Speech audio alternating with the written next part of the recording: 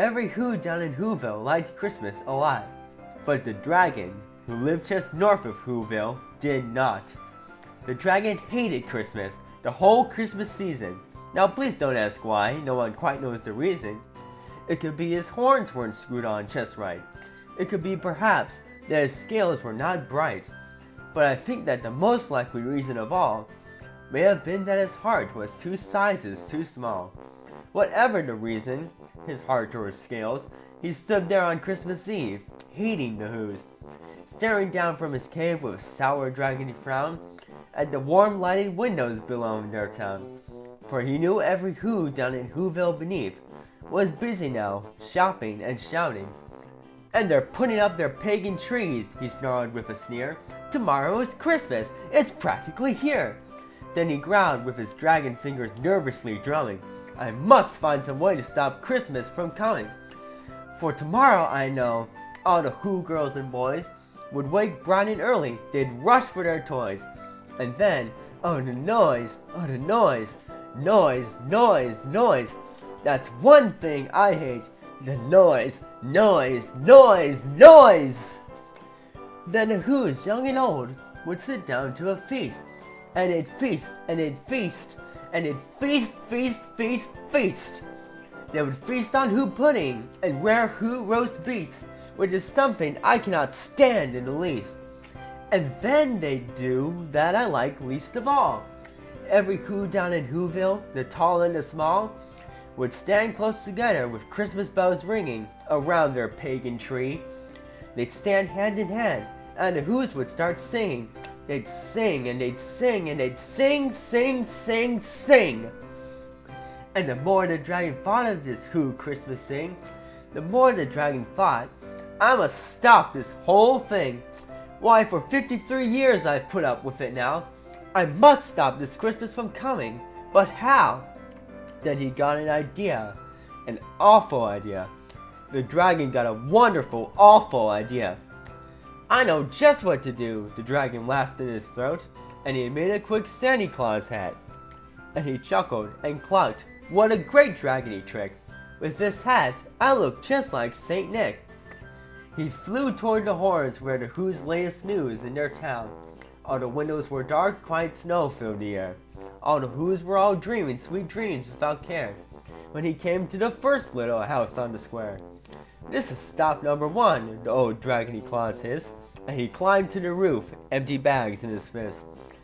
Then he slid down the chimney, a rather tight pinch, but if Santa could do it, then so could the dragon. He got stuck only once, for a moment or two. Then he stuck his head out of the fireplace flue, where the little Who stockings all hung in a row. "These stockings," he grinned, "are the first things to go."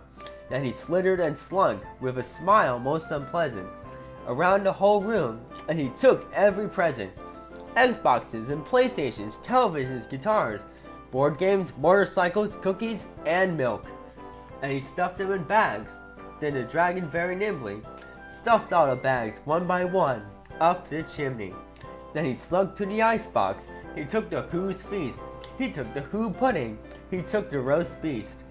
He cleaned out that icebox as quick as a flash.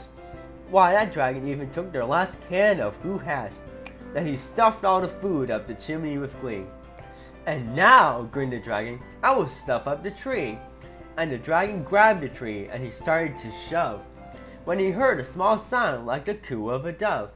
He turned around fast, and he saw a small Who, little Gabriel, who was not more than 2.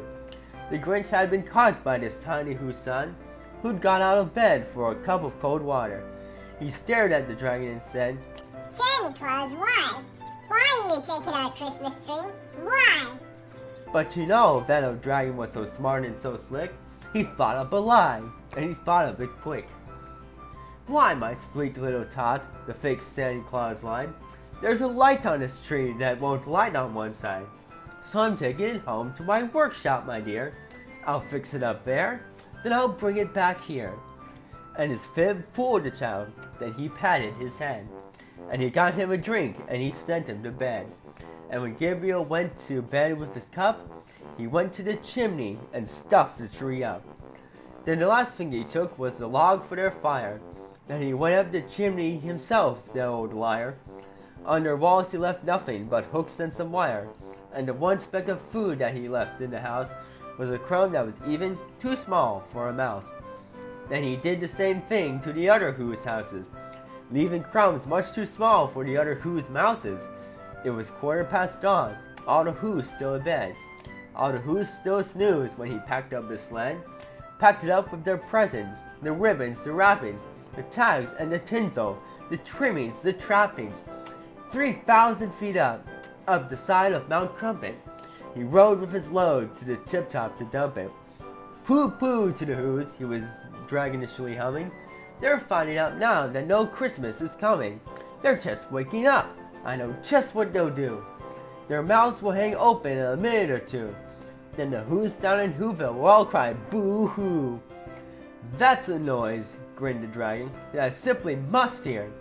So he paused, and the dragon put his hand to his ear, and he did hear a sound rising over the snow.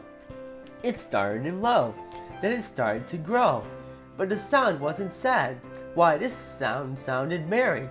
It couldn't be so, but it was merry, very. He stared down at Whoville. The Grinch popped his eyes. Then he shook. What he saw was a shocking surprise. Every Who down in Whoville, the tall and the small, was singing without any presents at all. He hadn't stopped Christmas from coming. It came. Somehow or other, it came just the same. And the dragon, with his dragon feet ice cold in the snow, stood puzzling and puzzling. How could it be so? It came without ribbons. It came without tags. It came without packages, boxes, or bags. And he puzzled 3 hours till his puzzler was sore. Then the dragon thought of something he hadn't before. Maybe Christmas, he thought, doesn't come from a store.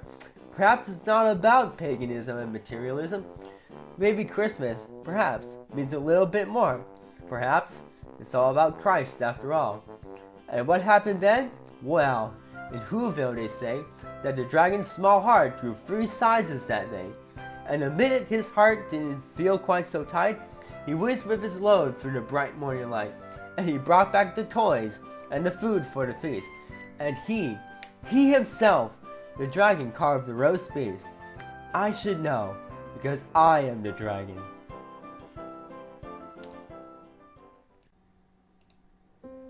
Hey everybody, thank you for watching this year's Godly Dragon Christmas special.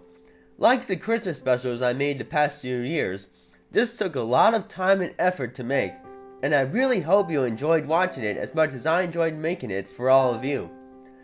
I want to thank all of you who have subscribed to me on YouTube, BitChute, and BitTube, along with everyone who follows me on Gab, Minds, and Lord's Book. You guys made all of this possible by helping Godly Dragon Reviews and Apologetics go from just a small little YouTube channel to a bigger ministry that reaches out to people all over the internet with the gospel of Jesus Christ. I hope and pray that Godly Dragon Reviews and Apologetics will continue to grow bigger and continue to create content for years to come. With that, I wish each and every one of you a Merry Christmas, and I will see all of you again in the new year. God bless everyone.